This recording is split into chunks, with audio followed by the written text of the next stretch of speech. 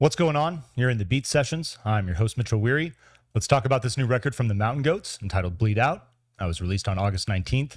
This is the band's 21st studio album and their follow-up to 2021's Dark in Here, an album that I enjoyed a lot when I reviewed it for the channel. This new record, Bleed Out, though, I love this album. I love where John has gone with this from a songwriting standpoint. I'm really thrilled to talk about this record.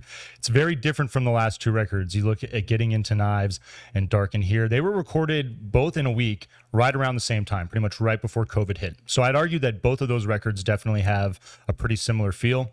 This new album, Bleed Out, though, while John was in lockdown, enjoying a lot of thrillers and action movies, anything from like the 50s to the 80s, 90s, but drawing on the inspiration and certainly observing everything going on around us through lockdown and that whole process. Obviously, if you turned on your TV and turned on the news, probably saw a lot of seedy characters as well. So I love that this record is taking inspiration from that. I'm going to pull this album cover right back up too, because if you find that off-putting, it's just the beginning on this thing. But I dig that. I dig this album as a character study almost. Reminds me of a writer like Charles Bukowski, someone who's committed to exploring the brutality more often than not of that seedy underbelly.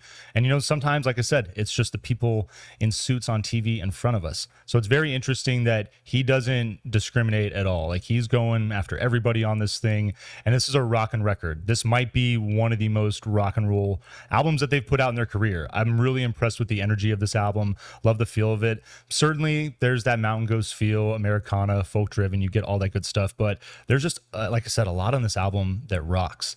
And I couldn't help but listening to this thing. I think it's because I've been listening to him a bit recently, but John honestly reminds me of Ben Folds with a guitar. I think that both of them are amazing songwriters, and they have such a sharp wit, and they're so funny as far as the songs they write and the character studies that they've developed. I listen to both of them, and I just find their songs are fascinating to listen to. Even the ones that are a little odd and a little goofy sometimes, I still think that even those songs I'm drawn to more so than I would be with other artists. So this new record, it kicks off with Training Montage, and I love John talking about that. He talks about how it's just a facade. It's just kind of a lie. This montage that we see in action movies, that there's this point of time where everybody, goes into lockdown and they come out refreshed like a butterfly, and he's not buying into it. And I love just the music on this song as well. It's got a great acoustic vocal intro. And then when the drums kick in on this thing, that's when you really get a true idea of what the energy of this record is going to feel like. I love the mellow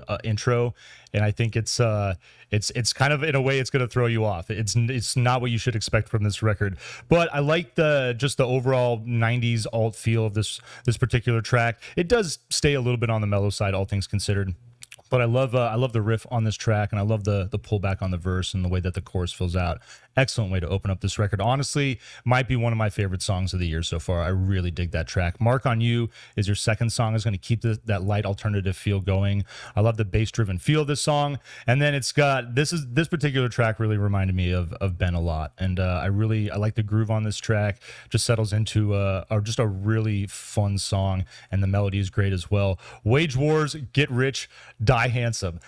For real, like getting so honest with it. I love this track. I think the whole band loves the energy of this song. It's phenomenal. Love the drive on the bass on this track. It's catchy, up tempo, and the hook just freaking rules on this thing. It is so good and catchy. I like the way that the music is bright and jovial, but then you get this just brutal lyrical contrast, and it's something that is really gonna be very prevalent from start to finish on this record. I cannot get enough of the energy. I dig it so much. Extraction Point is your fourth song. Settles into this like 80s synth pop feel. I like the driving hi-hat on this particular track though, and there's these great mellow horns that work into this song as well that are pretty excellent. Bones Don't Rust, your fifth song, has got a light alternative feel, getting a little bit more of that traditional Mountain Goats feel, a little more Americana, a little more country in this song. Nice change of pace though. I definitely dig that song at this point in the record. First Blood, your sixth track, is acoustic driven funk, and I like the way that it still maintains this solid rock and roll feel, and coming after Bones as well. I think it's a good placement. It's good structure for the album. Make You Suffer, your seventh song, has got this garage rock, a bit of a punk feel too, gentle punk feel, and I like the way that it's balanced with this it's somewhat poppy alternative rock feel as well. Your eighth song, Guys on Every Corner, one of my favorite tracks on this record. This song is amazing. I love the funky bass. There's a bit of a disco feel in the guitar riff, and I love the horns when they come in. It's they come in when he sings "I Will Rise," and it's just like I love the way that those horns rise as well. It's perfectly done. There's a great solo that's just fire on this thing. This song is so damn good. This might be another one of my favorite songs of the year. I'm loving this record, and I'm going to argue that it may find its way into my top 10 by the end of the year. Hostages is your 9th song. It's got this, the melody isn't the same, but as far as the riff, it reminded me a little bit of Space Age Love Song by Flock of Seagulls, like right when the song opens, and you just get that kind of like 80s style rock riff.